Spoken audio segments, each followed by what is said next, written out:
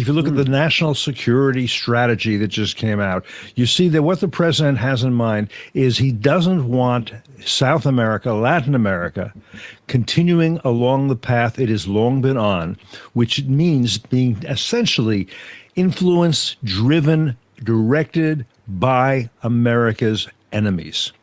And by America's enemies, I mean Communist China, I mean Russia, I mean the Islamic Republic of Tehran, which is all over places like Venezuela, but not just there.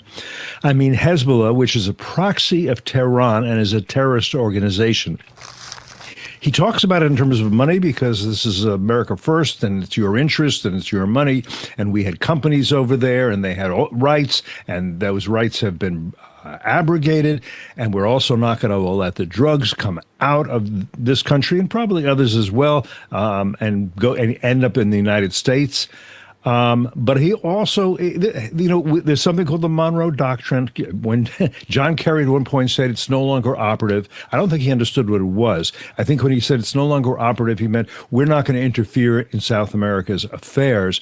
What it really meant was we don't want European empires and powers hostile to us taking over, essentially, countries that are in our hemisphere. We're not going to allow that. It's back. The Monroe Doctrine is back.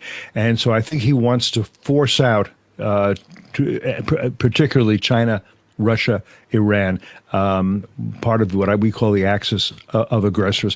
One more point.